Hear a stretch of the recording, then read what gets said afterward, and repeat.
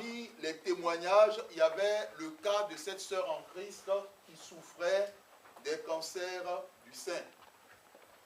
Et donc, ce mal avait atteint un niveau, un stade très avancé.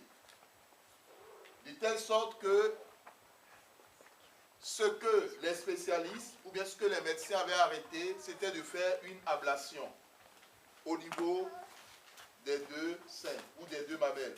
Bien-aimés dans le Seigneur, comme cette sœur en Christ craignait cette opération qui était délicate et ses conséquences sur sa féminité, elle s'est tournée vers Dieu dans la prière. Et donc le Saint-Esprit lui a mis à cœur de parler de son problème à un groupe de jeunes et de prière de son église. Par la foi, ce même jour, elle a rencontré ce groupe, elle leur a fait part de sa situation, une situation qui était très difficile, vu l'échéance médicale. Avant de finir ce témoignage, nous voulons dire quelque chose. Mon frère, ma soeur, quel que soit le mal, quel que soit le problème, la Bible nous dit dans Exode 15, verset 26, « Je suis l'Éternel qui te guérit ». Cela veut dire que Dieu est capable d'accomplir une œuvre puissante ou d'accomplir un miracle dans la vie de ses enfants. Nous ne remettons pas en cause la force de la médecine. Nous prenons en compte l'importance de la médecine dans le cadre de la guérison ou de la délivrance. Mais nous soulignons le fait que Dieu est capable d'œuvrer et d'agir en faveur de ses enfants. Aujourd'hui, il y a des cas.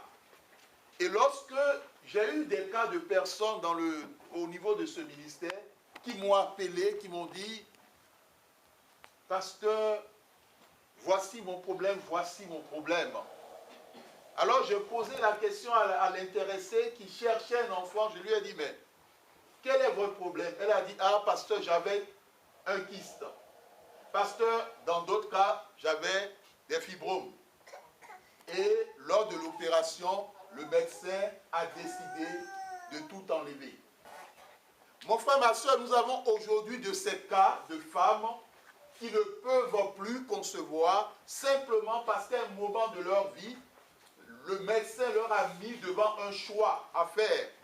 Le choix, par exemple, d'accepter que leur organe de reproduction leur soit retiré. En ce qui concerne, bien sûr, les trompes. Donc, les trompes ont été retirées dans la plupart des cas. Et dans d'autres cas, l'opération était déjà programmée.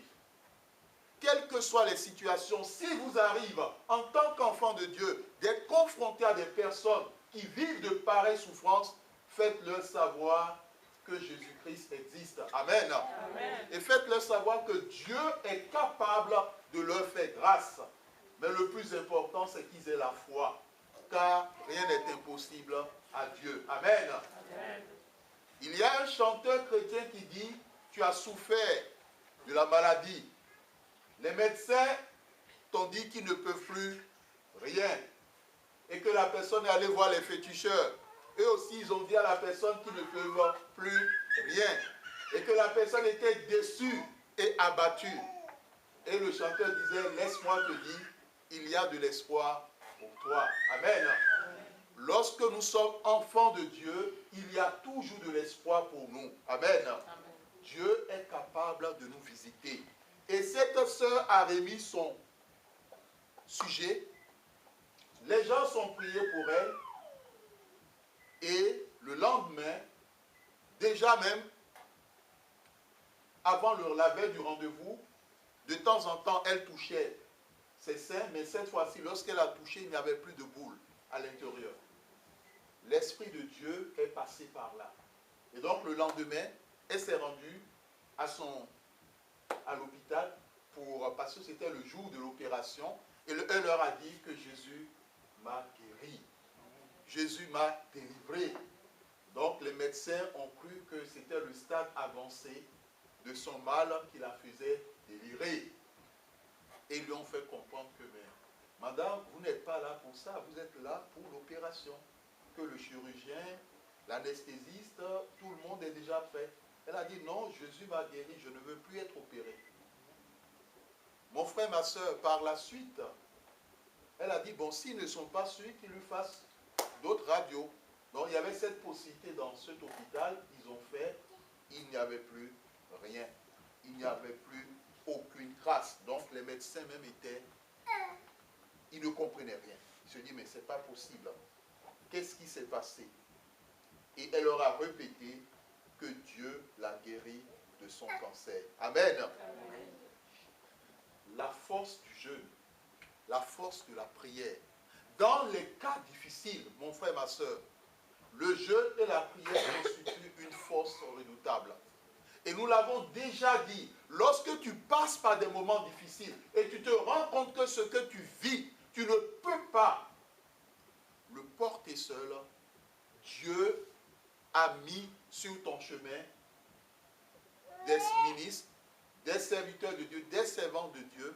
Et nous l'avons déjà dit. Et lorsque Dieu nous met à cœur de donner cette information en disant, quelle que soit la personne qui vient à l'église et qui est confrontée à une situation difficile ou qui passe par un moment difficile, que cette personne appelle l'homme de Dieu, afin que l'homme de Dieu puisse prier avec elle par rapport à cette situation.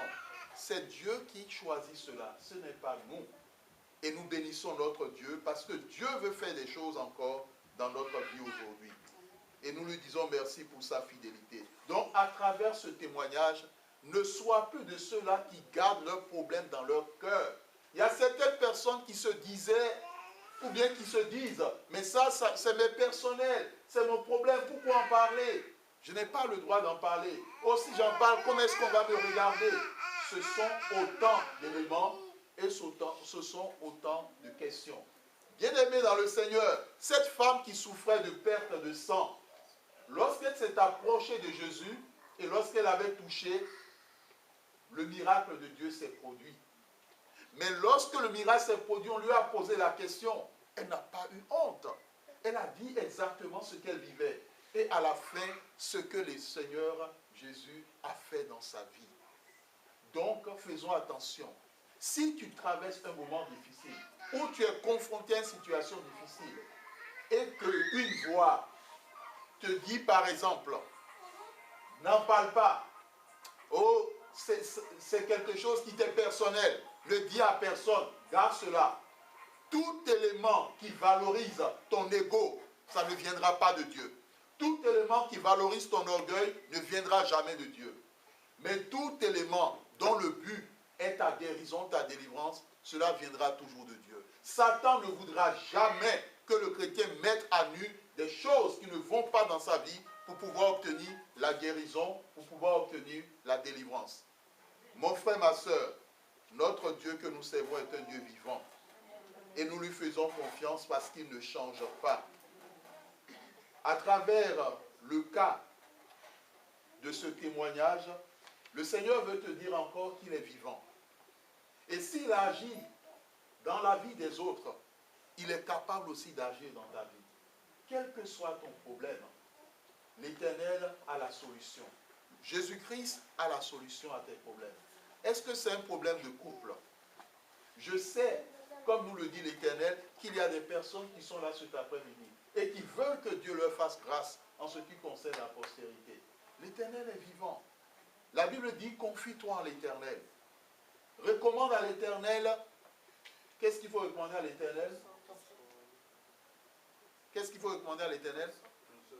Ton sort, et il te donnera ce que ton cœur désire. Que désire ton cœur? Inclinons-nous dans la prière. Chacun dira à Dieu ce que son cœur désire. Nous sommes dans la prière. Tu diras à Dieu ce que ton cœur désire. Tu diras, Seigneur, voici ce que mon cœur désire. Interviens afin que je puisse l'obtenir. Nous avons, les enfants, nous avons les yeux fermés quand nous prions.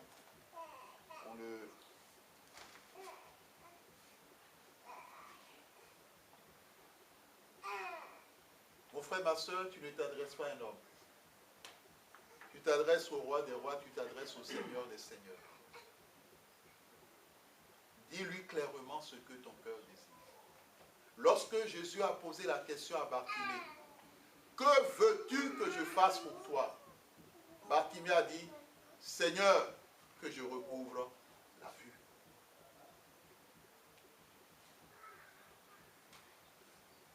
Jésus-Christ est le même hier. Il est le même aujourd'hui, il est le même éternellement.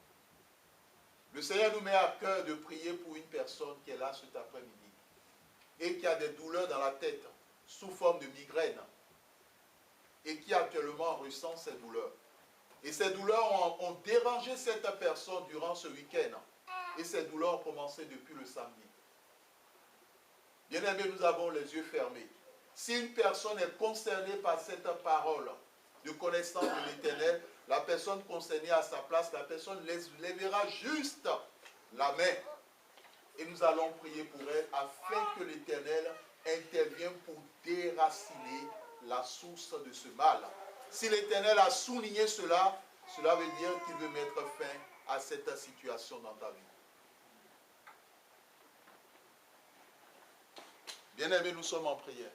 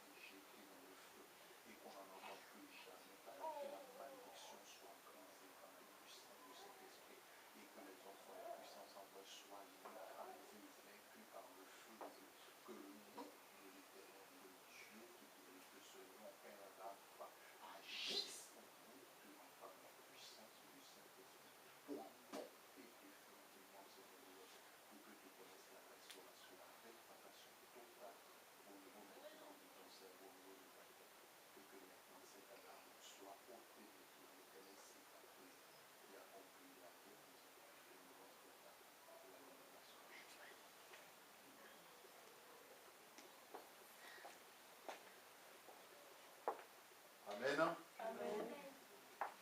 Nous bénissons notre Dieu, nous avançons avec lui et nous allons demander un chant d'adoration. Nous allons nous mettre debout et nous entrerons dans la phase de prière. Un chant d'adoration, s'il vous plaît.